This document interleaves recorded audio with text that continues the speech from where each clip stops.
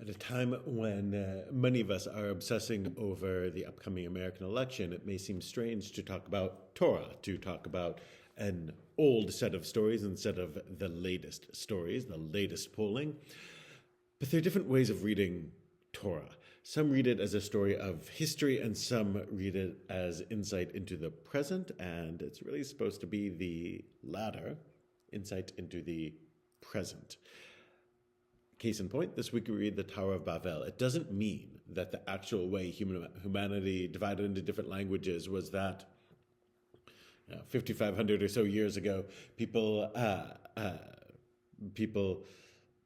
built a big tower and God spread them into different languages. It's about human proclivities.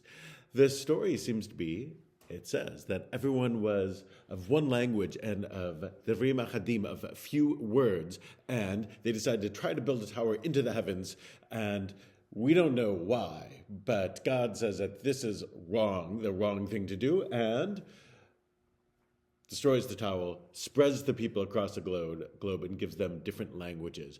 Meaning, what's the sin? What's the mistake that they made? It's not entirely clear, but what the Torah says is that people were of divrim achadim. They were using few words, meaning everyone seems to be thinking the same way. People were saying the same things.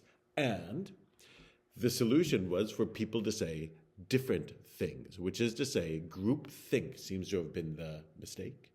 And the divine solution is diversity of thought and diversity of ideas. The stakes are high in this election. I get it. I feel this passionately too. And I am apprehensive about what might be next.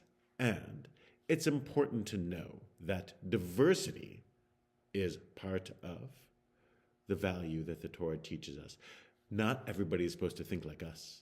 Not everybody is supposed to think like me. If everyone thought even like me, and I think I'm right, then the message of the Torah is that's not what God wants. Real diversity is our goal. So, as we move forward, it's a safe guess. In the days and weeks to come, some people will be very upset, scared, and some people will be happy, triumphant. When you think of the people who voted differently than you, think of the people you know who did that, and not images on a screen or words on a social media feed. Diversity is supposed to be a blessing. And don't imagine, like the tower builders, that you or I or any of us know how to reach the heavens. We're here to work things out on the dusty earth that we inhabit, and we do that with our differences, and understanding our differences are a blessing. Shabbat Shalom.